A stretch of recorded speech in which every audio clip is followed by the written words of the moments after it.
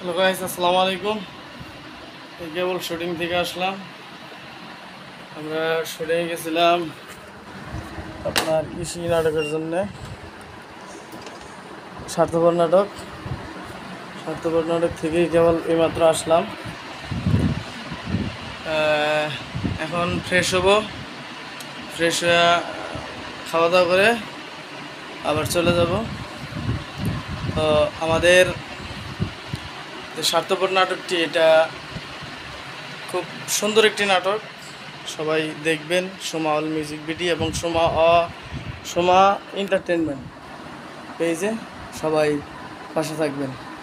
তো দেখুন এখন কি করি। ভিডিওটা বানানোর কারণ হচ্ছে এই যে একজন অভিনেতা অথবা একজন শিল্পী কতটা ব্যস্ততা, কিভাবে কাজ করে। দেখেন, সকাল 8টা বাজে শুধু নাস্তা করে গেছি, এইমাত্র আসলাম নাটকের কাজ শুটিং শেষ করে। নাটকটি পরিচালনা আমি করেছি, আমি মডেলে ছিলাম। তো এখন দেখেন গাইস, কতটা ব্যস্ততার মাঝে সকাল 8টায় গেছি, এখন বাজে প্রায় 3টা। এখন আসলাম লাঞ্চ করার জন্য বাসায়, যেহেতু শুটিংটা বাসার কাছেই ছিল। হোটেলে খাইলেও খাইতে পারতাম, কিন্তু ফ্রেশ হয়ে আবার যাব। তো দেখেন কিভাবে শাওয়ার নিই। হ্যালো গাইস, এটা হচ্ছে ওয়াশরুম। শাওয়ার নেবো, আপনারা দেখেন।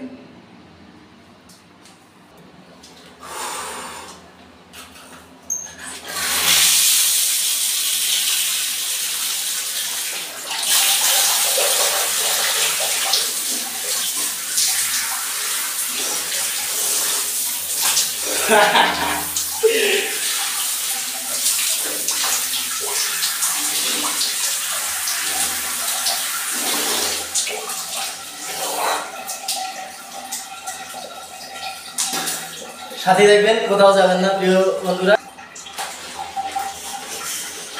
এটা হচ্ছে একজন শিল্পীর ব্যস্ততা, দেখেন কিভাবে কত তাড়াতাড়ি করতে হয়। এখন এখানে ফ্রেশ হয়ে আমরা আবার শুটিং এর কাজে যাব। তাহলে এতটা ব্যস্ততার মধ্যে এতটা কষ্ট করার পরে যদি সেই ভিডিওটা সফলতা না আসে, তাহলে করার কিছু থাকে না, তখন কান্না ছাড়া। তো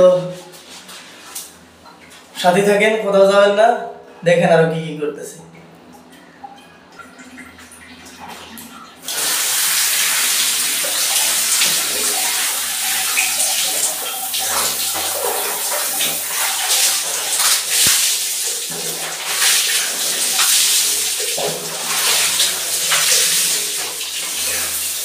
গাইস, শাওয়ার শেষ। হ্যালো, শাওয়ার শেষ। এখন শরীরটা ভালোভাবে মুছবো আর কি, গামছাটা দিয়ে। এভাবে দেখেন কত দ্রুত কাজ করতে হয়, ঠিক আছে? কত দ্রুত কাজ করতে হয়। একজন সিঙ্গার অথবা অভিনেতা শিল্পী অথবা সিনেমার শিল্পী যেই হোক, তা সিনেমার ব্যাপারটা আলাদা, ওরা অনেক টাকা ব্যয় করে। কিন্তু আমাদের মতো ছোট যারা আছি, তাদের দেখেন কত ব্যস্ততার মধ্যে কাটাইতে হয়।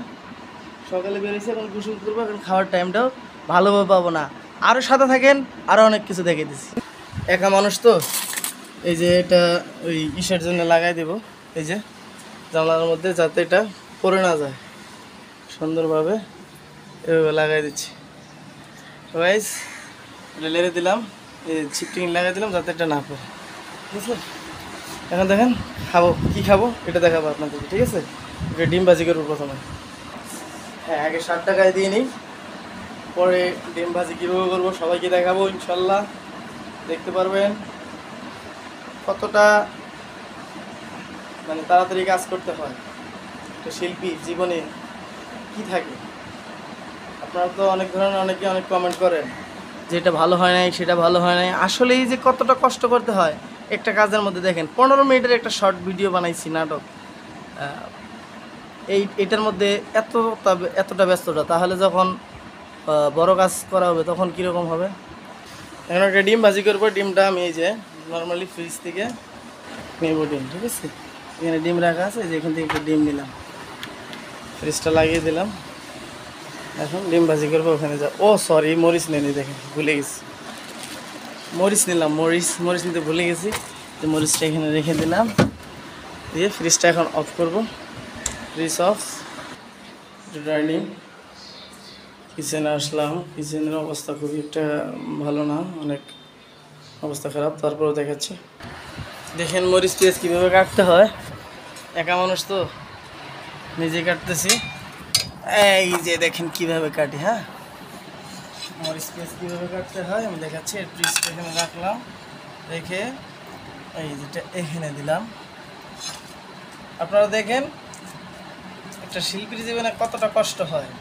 আমরা এত কষ্ট করে কন্টেন্ট বানাই, ভিডিও বানাই, নাটক বানাই, গান বানাই, আপনারা তো 3 মিনিটে 5 মিনিটে জাস্ট দেখে শেষ করে দেন, কিন্তু আসলে এটা কত কষ্ট করতে হয় দেখেন। আমি একা, দেখেন তো এই পেঁয়াজটা কাটবো, ময়লাটা আপাতত এখানে রাখি, পরে ফেলে দেব। এখন দেখাবো কিভাবে ডিম ভাজি। দেখেন আপনারা সবাই কষ্ট করে আপনাদেরকে ভিডিও উপহার দিই, হ্যাঁ এগুলো ওকে। এখন ডিমটা আমি ছেড়ে দেব, এই দেখেন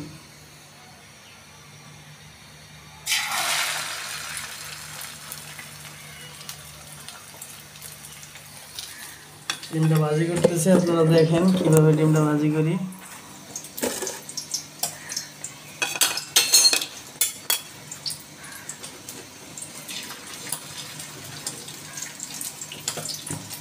আঁচটা একটু দেব,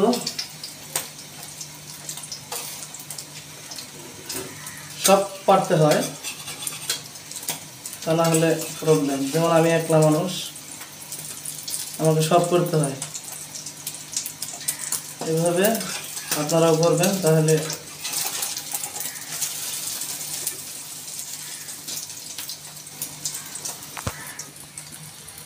দেখুন ডিমটা এরকম চাঁদের মতো বানালাম। সাথে থাকেন, কোথাও যাবেন না, দেখেন কীভাবে খাই। প্রিয় ভিউয়ার্স, আজকের ভিডিও এই পর্যন্তই, ভালো থাকবেন। আমার ডিম ভাত রেডি, এই দেখেন ডিম ভাজি করে খাবার খাচ্ছি, কারণ হোটেলে আজকে খাইনি। দেখি ডিম ভাজিটা কেমন হলো। বিসমিল্লাহ। নিজে ভাজছি তো অনেক মজা হয়েছে।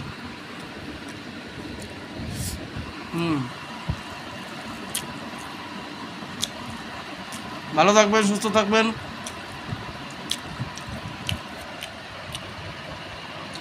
এরপর আরও ভালো ভালো ভিডিও দেবো, আশা করি দেখবেন।